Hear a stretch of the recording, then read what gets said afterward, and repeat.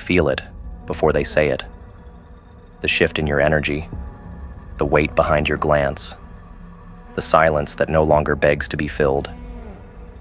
You enter a room, and though your voice remains calm, something in the atmosphere tightens.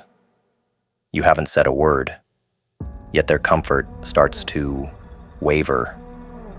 The laughter dims. The small talk stumbles. Because you're not who you used to be, and they know it. They just don't understand what was burned to create what now stands in front of them. What they call different is the aftermath of a war they never saw, fought in rooms they'll never enter. They can feel the gravity of your transformation, but they don't know the blueprint. They can't trace the path. They only see the result and tremble because they realize they are no longer qualified to access it. You don't need to explain. In fact, the power is in not explaining. Let them guess. Let them twist the puzzle pieces in their mind, trying to reconcile the old version of you with this present force, this unmovable, unreadable figure that no longer fits the narrative they once controlled. They'll call it arrogance at first, then emotional distance, then evolution. But deep down, their nervous system is processing a truth their intellect can't articulate. You're not pretending anymore. You're not wearing the mask of approval, not echoing their language just to stay relatable. You've pulled out of the groupthink, and that makes you unpredictable. And in their world, unpredictable means dangerous. You no longer dance to their emotional algorithms. You no longer respond to praise like a dog to treats. And they feel that. You used to be programmable, emotionally invested, seeking closure, needing to be liked. But now, your gaze is surgical. You listen to their stories not to bond, but to analyze, to trace the patterns, to verify what your intuition already whispered. They don't know that your silence now has layers, that your nods carry measured detachment, that when you say, "I understand," you're not agreeing, you're documenting, and that unnerves them more than rage ever could. Because rage they can argue with. Detachment? Detachment they have no weapon for. They know you've changed because you're no longer accessible. You don't answer the same way. You don't explain yourself twice. You don't ask for what should have been offered freely. And they feel that subtraction, not in volume, but in value. You used to give them the benefit of the doubt. You used to soften your words so they wouldn't feel the truth too sharply.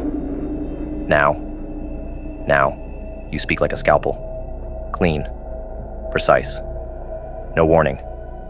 And in that quiet violence, they see what they missed. You were never soft. You were restrained. What they labeled as sweet was just self-control. What they assumed was weakness was a mind watching their every move with forensic patience.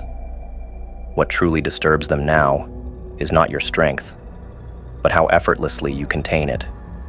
You don't raise your voice, yet everyone feels the storm behind your composure. You don't need revenge, but they feel guilty anyway. Because guilt doesn't require evidence when someone's energy exposes everything. You became the mirror, not the comforting one. They used to look into you and see who they wish they were. Now they see who they actually are. And that kind of mirror isn't welcomed. It's feared because it doesn't flatter. It reveals. And you no longer feel obligated to soften your reflection for the comfort of others. They gossip about your change. They dissect your detachment like scientists around a creature they don't understand. She's different now. He doesn't care anymore. Number you just stopped performing. You cut the puppet strings. You stopped smiling in rooms that made your soul ache. You walked out of cages they swore were kingdoms. and they can't stand that you did it without asking for permission. That's what rattles them the most. You broke their emotional contract, not by tearing it up, but by realizing it was forged under manipulation. And once your awareness expanded, the contract dissolved in your hands like ash. They try to draw you back, some with pity, others with nostalgia, a few with subtle guilt, cleverly disguised as concern. But you've learned the language behind the language. You hear the truth in their tone before their words form. You recognize the scent of projection. And now, your nervous system no longer flinches. You respond with stillness. You move slower, think deeper, speak less, but mean more. That's your new rhythm, and it terrifies them, because it means their tactics have expired. You've evolved out of their reach. They can't appeal to your old wounds, because they've scarred over and become armor. Your evolution isn't loud, it's unnerving. Not because it seeks to intimidate, but because it doesn't need to. You've become immune to the noise, immune to manipulation wrapped in charm, immune to shallow praise. You've stepped into a new gravity, one that can't be shaken by guilt trips, fake apologies, or sudden concern. You've made peace with being misunderstood, and that alone removes their power, because people can only control you if they believe you still need them to get you. You don't. You get yourself. And that's a threat in a world built on approval addiction. They don't know why your presence feels like judgment now, but it does. Not because you're criticizing. You don't need to. Simply standing there with your newfound self-awareness exposes them. Their projections bounce back. Their manipulation fizzles out midair. Their false confidence begins to decay. Because you no longer absorb energy, you reflect it. You've become the kind of presence that rewires a room, not through aggression, but through stillness. That's what unnerves them most. Your lack of need. The way you no longer explain the weight behind your silence.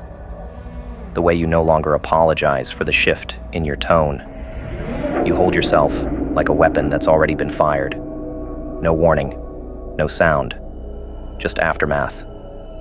And the aftermath, it lingers in their conscience, like a cold breeze that never leaves, no matter how brightly they try to smile. They try to laugh around you now. You've noticed the overcompensation, the sudden excitement in their voice when you speak, the polite distance they maintain, like you're radioactive, and they can't decide if they want to study you or run from you. That's because they feel the version of themselves they showed you, the one who lied, manipulated, or underestimated you, hanging in the air like a ghost. You didn't expose them. You didn't confront them. You did something far more terrifying. You outgrew them. You elevated. You transcended the ecosystem that kept them safe. And now, they have to live in the echo chamber of their past treatment of you while watching the world embrace the clarity you used to offer them in secret. They remember the old you. They miss the old you. But they're terrified of the new one, because the new one doesn't need them, and worse, sees right through them. This version of you is surgical with truth. You don't swing wildly anymore. You aim. You speak when necessary. You leave no open loops. You've trained yourself to resist the urge to fill silence with comfort. You've made peace with the unknown.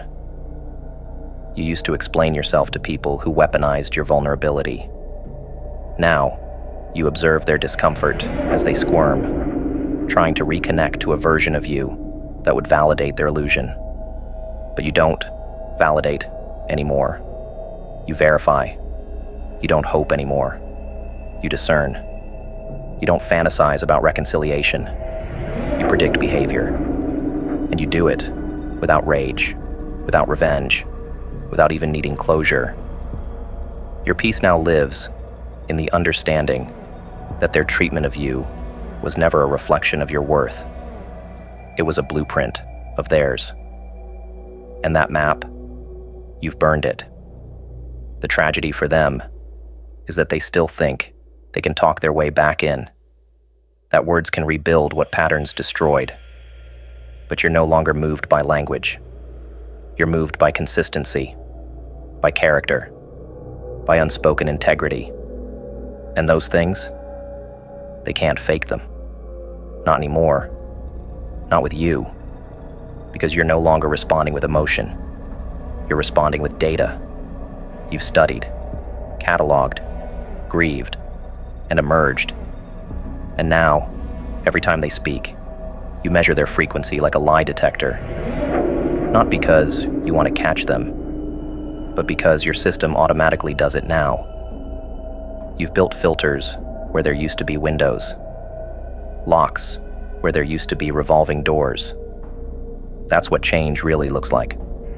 Not louder, not meaner, sharper, more aware, more still. And they can feel every inch of that shift like an earthquake underneath their old tactics. The truth doesn't need to chase lies. It just needs to stand. And you've become an immovable truth in a world still obsessed with perception. Let them scramble for explanations. Let them tell others you changed overnight. Only you and your reflection know how many deaths you endured to get here. You were forged in misunderstanding, molded by mislabeling, sculpted by every hand that tried to shape you into something palatable. But now you shape yourself. And they feel it. And they will feel it. Every time they realize the door is closed, not because you're angry, but because you're healed. And healed people don't return to cages they had to bleed to escape from. They don't understand that your silence is no longer a pause. It's a verdict. A decision carved, not in haste, but in depth. You didn't just walk away from them. You walked away from who you had to be to stay in their presence. That version of you, the agreeable, the tolerant, the self-editing empath, had to be buried so this version could breathe. And now that you've tasted that breath, that freedom, you'll never again suffocate for the sake of making others comfortable. That's what unsettles them.